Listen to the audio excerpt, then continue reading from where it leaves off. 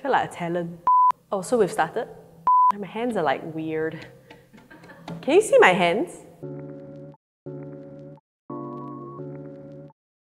Hi, my name is Lynn and I'm one of the programmers that works on the studios. The studios is Esplanade's flagship contemporary theatre platform, and it's been around since 2003. We have accumulated many things over our 21 years of existence, so we decided to do a little treasure hunt and rummage through our store and the office to find 5 items to tell you more about the studios 2024. We thought about fault lines because we were thinking of different points of tension where something could potentially erupt to disrupt things and structures in the world that we have known or that we are going through.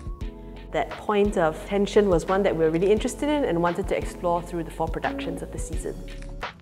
So the first item that we have here is a book. It's a photo book called Salita, and it's a collection of photos by Jeffrey Salim. So Jeffrey is a fisherman and a self-taught photographer from the Orang Salita community, and he uses his photographs to document and share the stories of the Orang Salita as they face an ever-changing environmental and cultural landscape.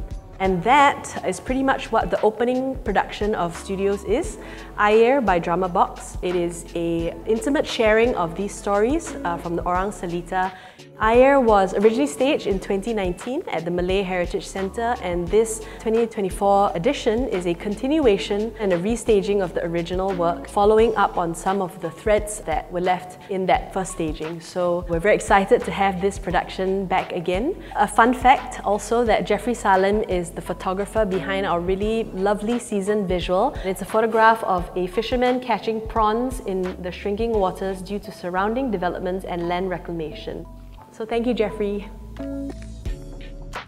So the second production of the season is Rhapsody in Yellow by Ming Wong, and this is a joint presentation that we have with the Singapore Art Museum. Why am I holding table tennis rackets and a ball? It's because Rhapsody in Yellow is essentially a ping-pong piano battle. It's a work that charts the changing balance of power between the US and China during the Cold War. So imagine an international piano competition, 2 pianos and 2 classical pianists engaged in a ping-pong musical battle, playing Rhapsody in blue, representing the US, and the Yellow River Cantata, representing China, and they improvise and collaborate to create a whole new Rhapsody in Yellow. You can expect a piece, really great music, sometimes humorous, sometimes chaotic, sometimes discordant, but really moving also as we reflect on this period in history that has affected so much of today.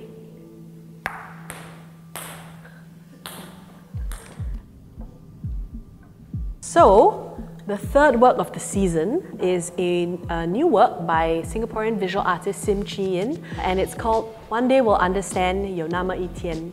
So this production draws on a decade-long project that Chi Yin has been working on, excavating the story of her paternal grandfather who was active during the Malayan emergency. Chi Yin's practice is very much based in photography, and as part of her research she found a photograph of her grandfather holding a camera similar to this, and it was one of the starting questions or starting points for her story and her narrative.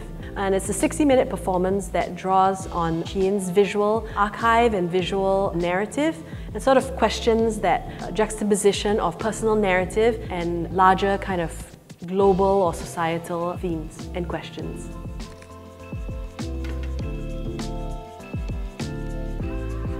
So the last production of the season is a work called This Song Father Used to Sing 3 Days in May, and it's by Thai contemporary theatre maker Wichaya Atamat. And why rice? Because the actors in the show will be cooking and eating Thai jasmine rice. So it takes place in a kitchen in Bangkok, and we encounter a brother and sister who are meeting sometime in the month of May over 3 different years as they come together to commemorate the death anniversary of their father. So we see them, as siblings do, talk and catch up. And in the backdrop, history is repeating itself as it echoes 3 particular points in Thai history. But these events are never mentioned in the play, and it's about how ordinary people survive and continue with life even when, you know, the odds are stacked against them and that they will never win. I really hope to see you here at the studios.